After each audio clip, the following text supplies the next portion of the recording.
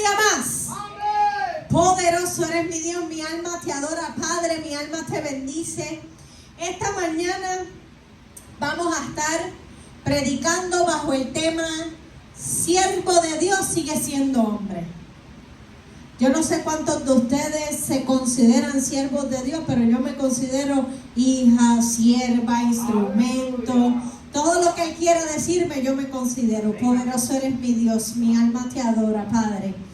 Así que voy a pedir que rapidito me acompañen en Romanos. Discúlpenme, en Marcos 20. Marcos 16, 20. Marcos capítulo 16, versículo 20. Poderoso eres mi Dios.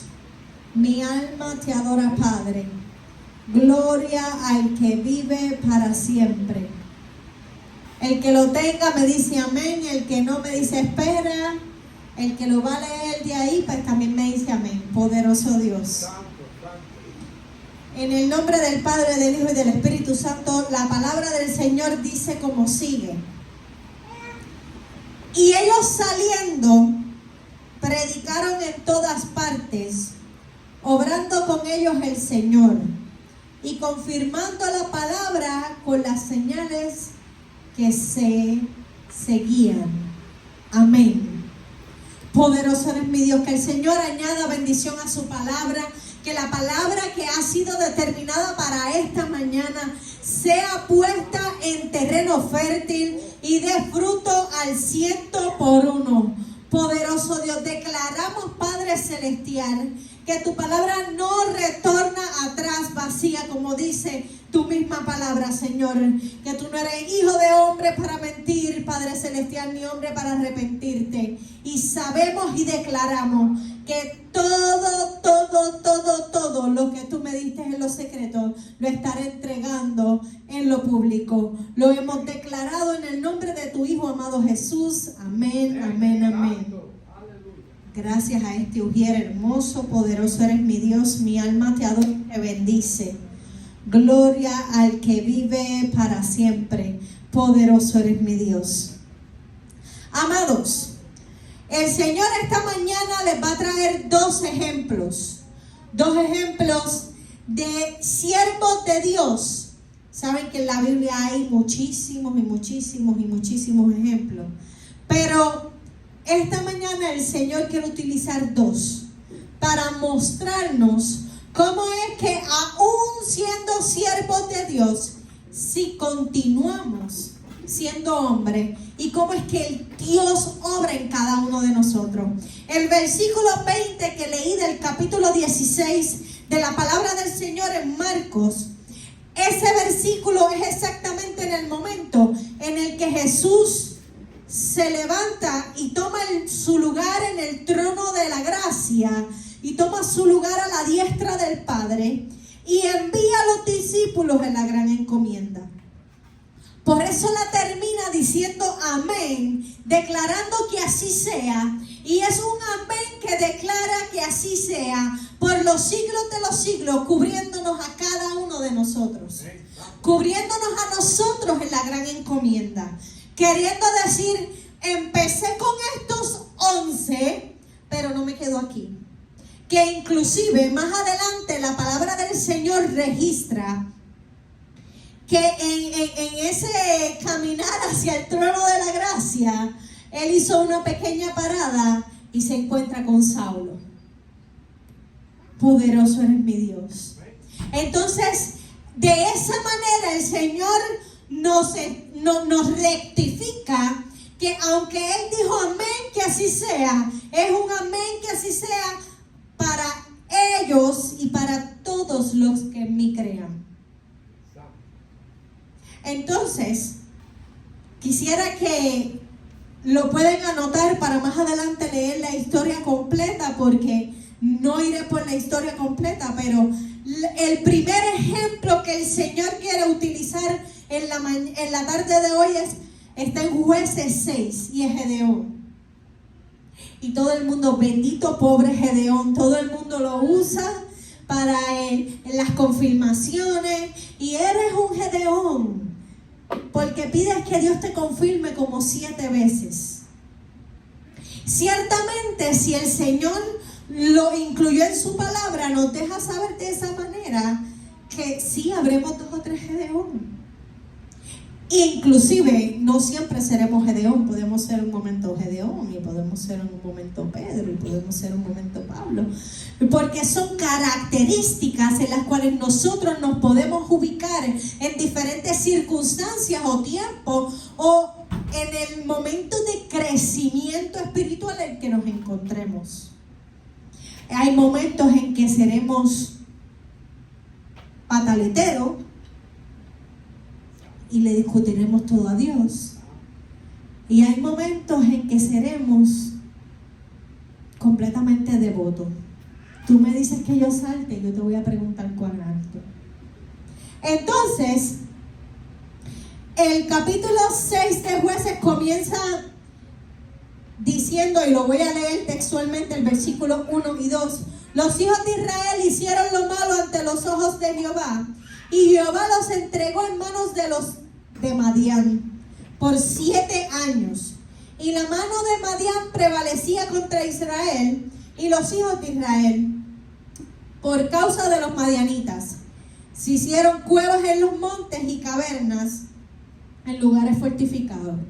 Resulta ser que, como consecuencia del pueblo de Israel hacer lo malo ante los ojos de Jehová, el Señor permite que ellos caigan en las manos de los madianitas.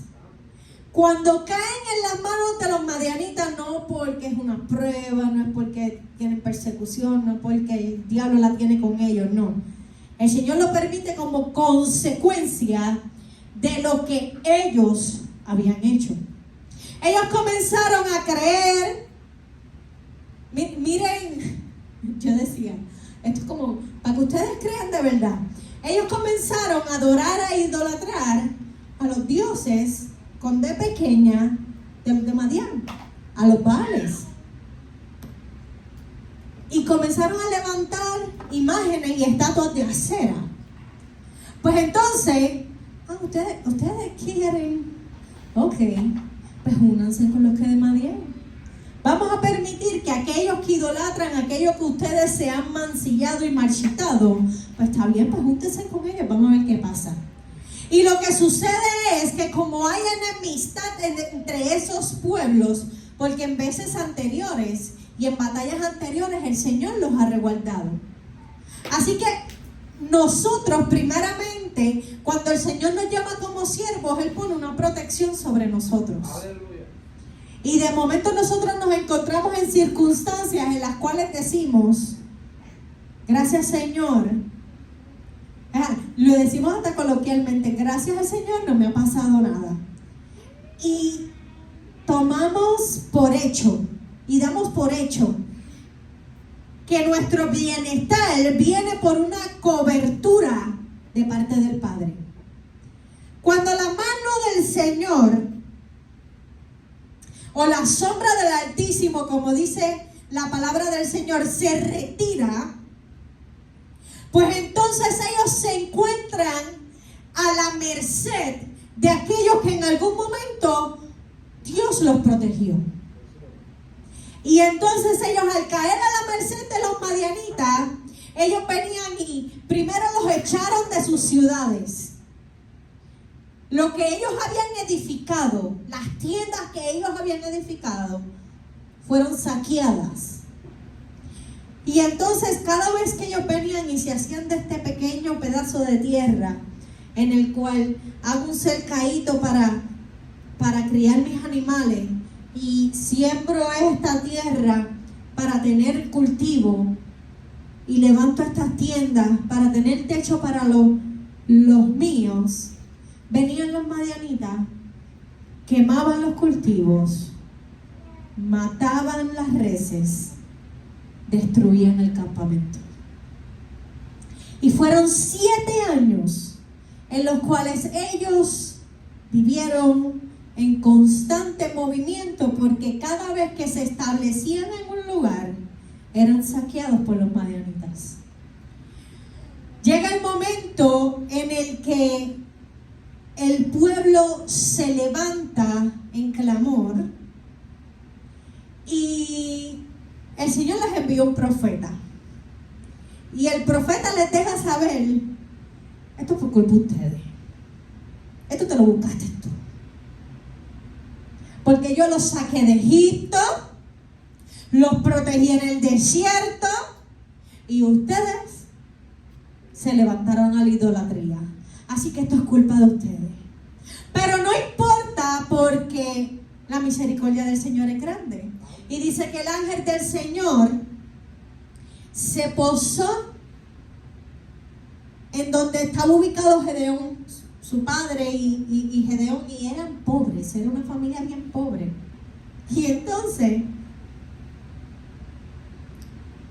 eso es en el versículo 11 y 12, dice que el ángel de Jehová se sentó debajo de la encina que está en Ofra, la cual era de Joás, Abiesarita, y su hijo Gedeón estaba sacudiendo el trigo. Ustedes ya habíamos enseñado anteriormente en los discipulados en relación al trigo y la cizaña, que la cizaña, al ser vacía, pues simplemente cuando la sacuden, el trigo pesa, la cizaña se va con el viento. En ese momento, miren lo que estaba haciendo Gedeón. Gedeón estaba trabajando, sacando la cizaña del cultivo. En ese momento en el que Gedeón se encuentra sacando la cizaña del cultivo, para esconderlo de los madianitas, porque no era que lo iba, no, para esconderlo de los madianitas, el ángel de Jehová se le apareció y le dijo: Jehová está contigo, varón esforzado y valiente. Y primero que nada, el Señor me deja ver que cuando Él nos llama a ser siervos, siempre nos va a encontrar haciendo algo.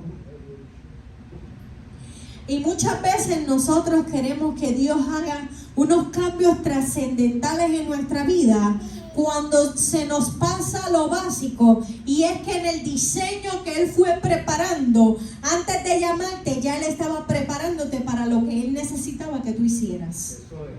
Así que si Él cambia trascendentalmente quién tú eres, daña el diseño de lo que ya Él estaba haciendo para lo que te iba a mandar. Entonces, en ese momento que Gedeón, obviamente estamos en una temporada en el que hay altares de Baal, imágenes de acera, y viene el ángel de Jehová a posarse, él le da miedo, él teme por su vida. Lo hicieron los padres de Sansón. O sea, en el momento en que se te aparecía el ángel de Jehová, lo que esperamos es castigo, porque ellos estaban haciendo lo incorrecto. Pero Dios vio en él algo diferente. Y entonces le dice que lo va a utilizar a él para libertar al pueblo. Primero le dice que Jehová está contigo, y él dice: está conmigo, y mira cómo vivimos, y mira la pobreza, y mira todo lo que nos pasa. ¿Cuánto les ha pasado? Cuando viene y dice: amado, estamos en victoria, mira las cuentas, mira la luz, mira el agua, la gasolina, falta de trabajo, no me llaman. Y aún así Jehová está contigo. Amén. Y le dice: por tu valentía y tu fuerza liberarás al pueblo de Israel. Pero yo, que soy tan mira, yo soy de un pueblo pobre, mi familia es pobre, mi papá tiene un altar ahí a Baal con las imágenes de cera. Yo. Y después que él le dice qué va a hacer, él primeramente le dice: bueno, si eres tú, si tú vienes de parte de Jehová, espérame aquí, no te vayas a lo que yo vengo con ofrenda. Y ahí es que está uno de los secretos. Y es que antes de tú lanzarte a hacer lo que el Señor necesita que tú hagas, siempre debes reconocer quien merece gloria, honra y recibir una ofrenda de parte de nosotros. Y la ofrenda que nosotros ofrecemos es una ofrenda de adoración que debe de salir de nuestro corazón. Él es el que pesa los corazones. Y es en el momento que el Señor te dice, vas a ser evangelista, tú vienes y dices, voy a ser evangelista. Y se te olvidó darle la gloria al que te llamó. Te toca quedarte un poquito más en la rueda. Te toca quedarte un poquito más en el horno. Porque tengo que trabajar contigo. Entonces, Gedeón busca la ofrenda, la pone. Y él viene con la ofrenda. Pero quiero que sepan que Gedeón había escuchado de las grandes cosas que Jehová había hecho en el desierto, pero Gedeón no las había vivido, porque ya ellos habían pasado por varios cautiverios. Y entonces él trajo la ofrenda con la humildad de quien dice, ¿qué yo debo de hacer con esto? Yo sé que esta es mi ofrenda, pero estoy esperando tu instrucción. ¿Qué hago con ella? Este es mi corazón, yo te lo presento, Señor. ¿Qué debo de hacer con él?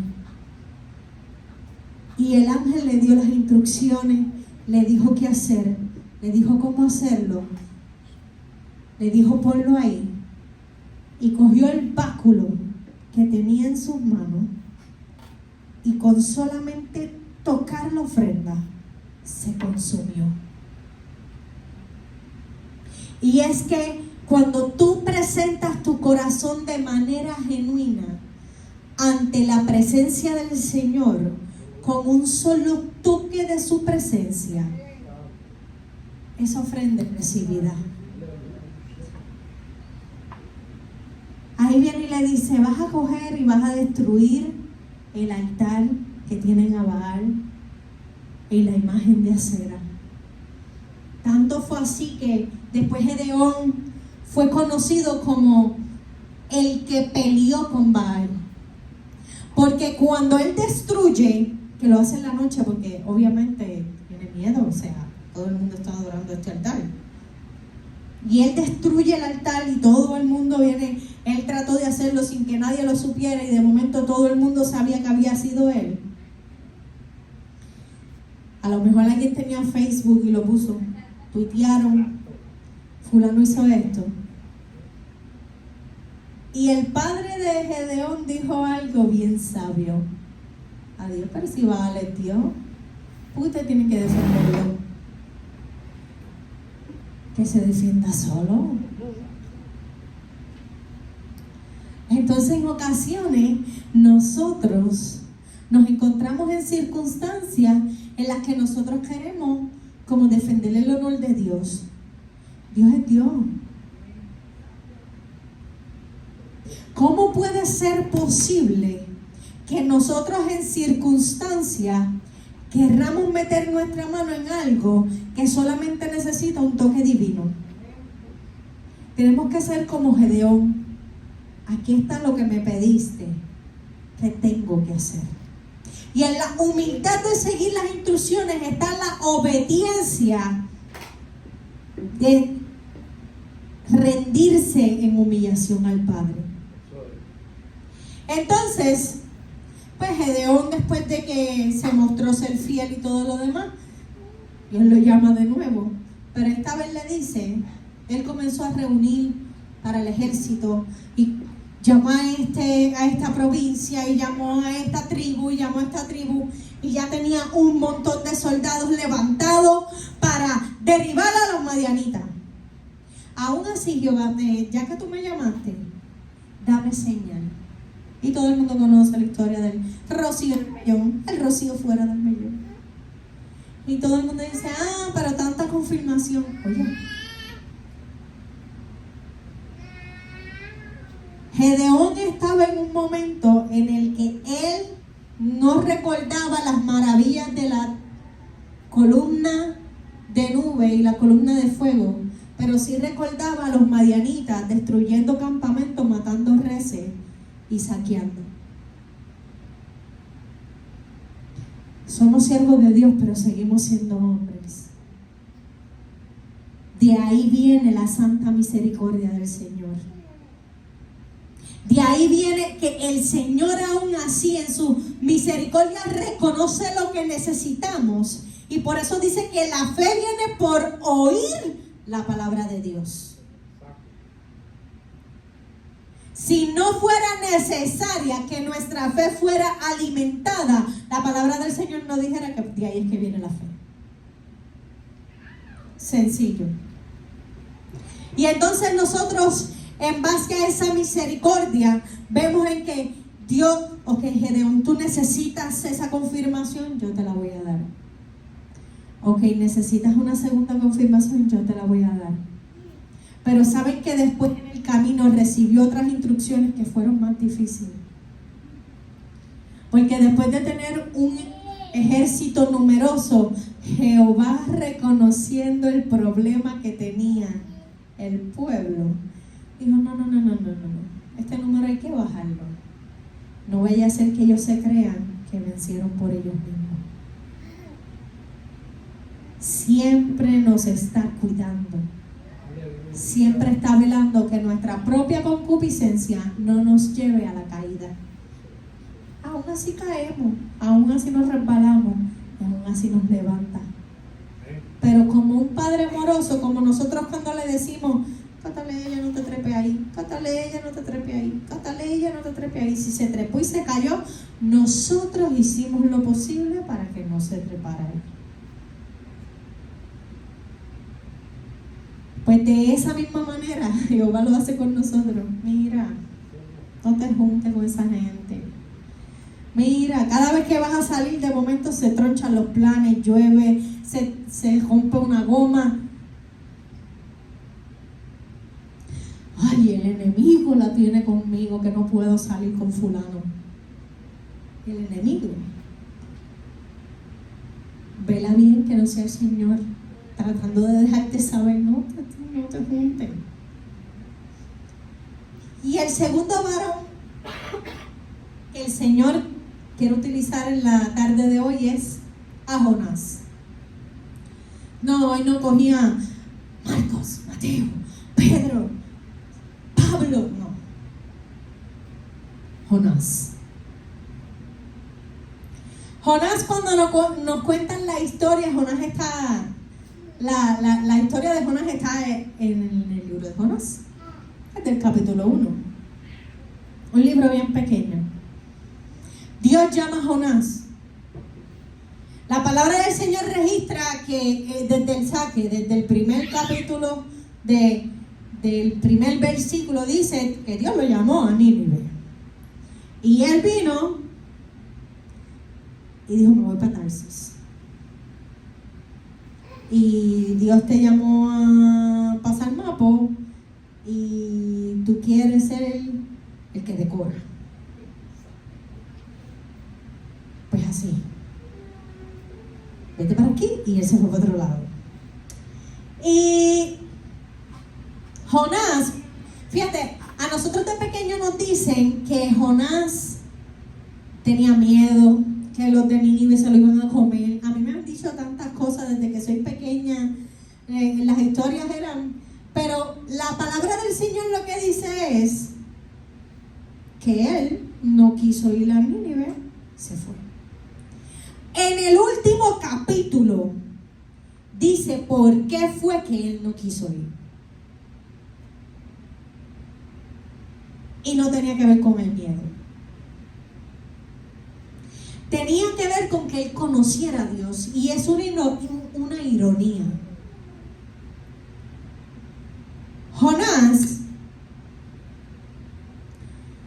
se monta en el barco hacia Tarsis. Ahí se acuesta a dormir. La tempestad viene.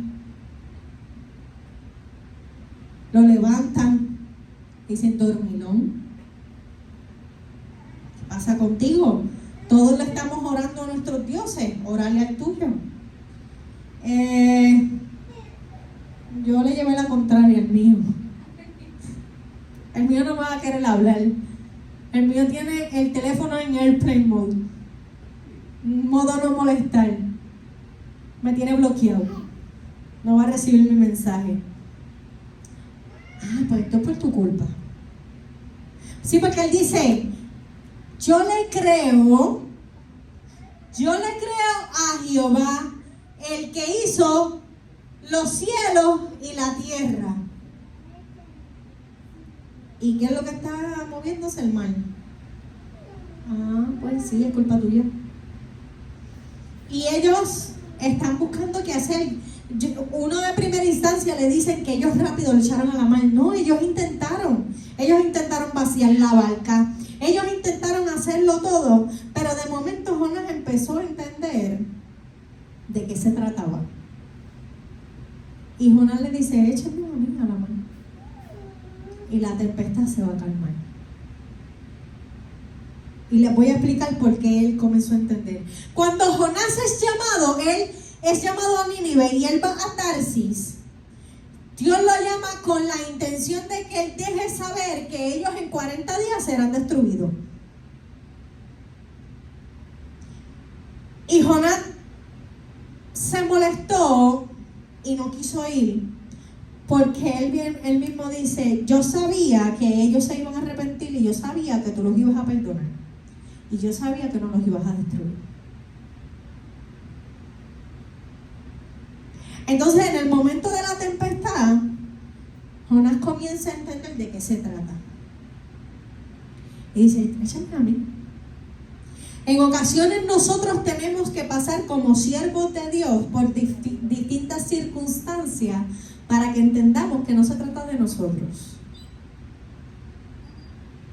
Para que creemos una empatía y misericordia cuando veamos a otros en las circunstancias que los veamos. Entonces Jonás, Dios le tenía un pez grande, se lo traga, está 3 días y a los 3 días dice que él clamó. Pues lo llevó a la orilla, en Nínive. ¿Cómo quieres llegar a Nínive? ¿En barca o en pez? Yo pienso que es menos oloroso el viaje en barca.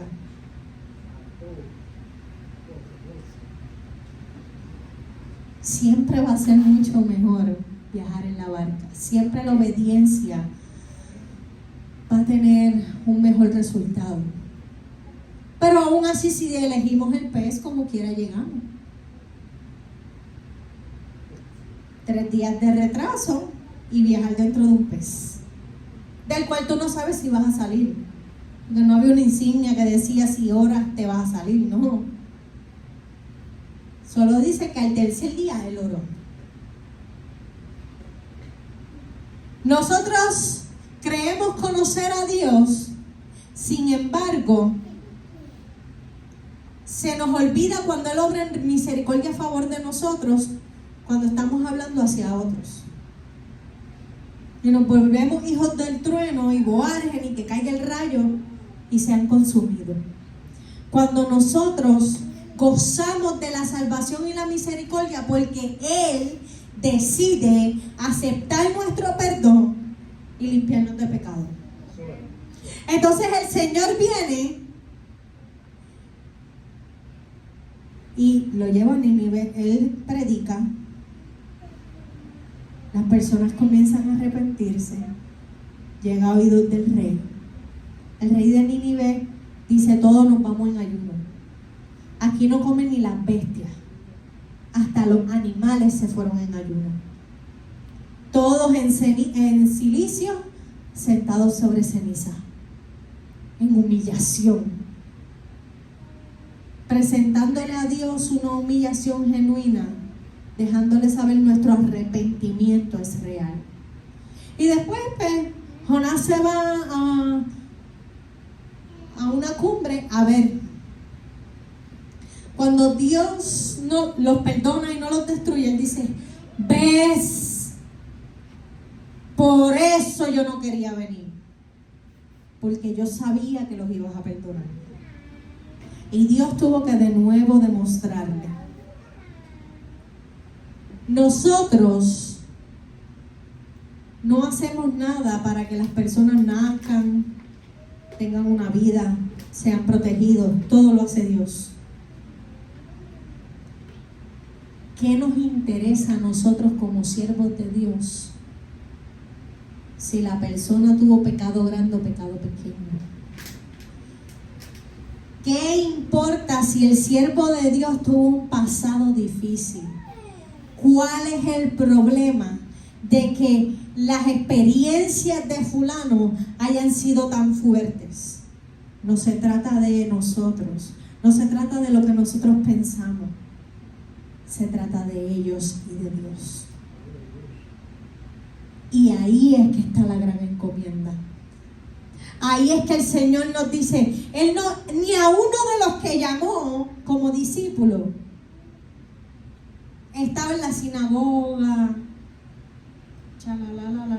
no. Pecador, ladrón, usurero, todos tenían pasado, todos tenían pecado. Esa es la demostración de la salvación. Asesino. Entonces el Señor en Marcos 16, desde el versículo 15, y ahora voy a ir a la gran encomienda completa, y les dijo: id por todo el mundo, predicad el evangelio a toda criatura. El que creyere y fuere bautizado será salvo, mas el que no creyere será condenado. Y estas señales seguirán a los que le creyeren.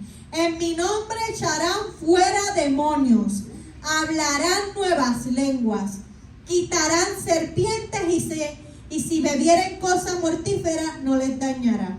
Sobre los enfermos podrán sus manos y sanarán. Y el Señor, después que les habló, fue recibido arriba en el cielo y sentándose a la diestra de Dios. Y ellos saliendo predicaron en todas partes, obrando con ellos el Señor y confirmando la palabra con las señales que se seguían. Y ahí es que queremos llegar. Cuando yo soy un siervo de Dios, sigo siendo humano, pero la gracia del Señor y el poder del Señor siempre va a obrar conmigo.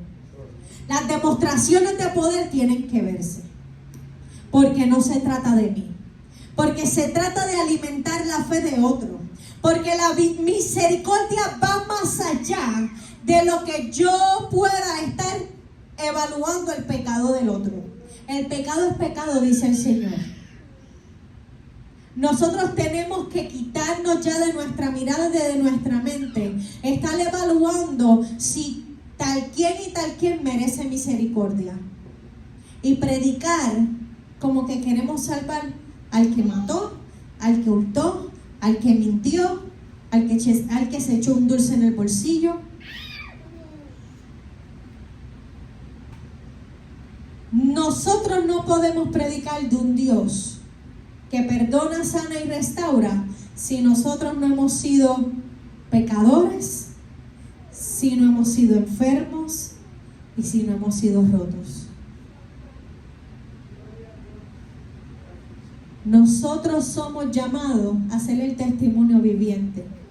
Nosotros somos llamados a que cuando las personas vean las circunstancias por las cuales nosotros pasamos, puedan identificarse y decir: wow, yo quiero aquel que te da paz, como lo llamó Gedeón.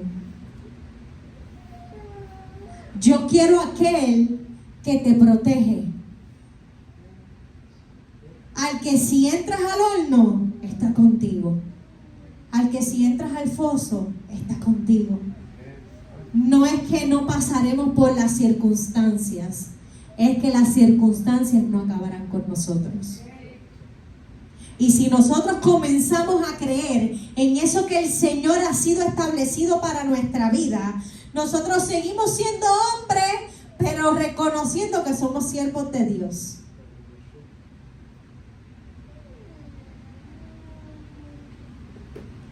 Nosotros no podemos seguir viéndonos como el mundo nos ve. David era el hijo menor, sucio en el campo. Saúl era de la tribu más pequeña. Jesús nació en un pesebre. No se trata de cómo el mundo nos ve. Siempre miremos como Dios nos ve. Así que esta tarde el llamado es el siguiente.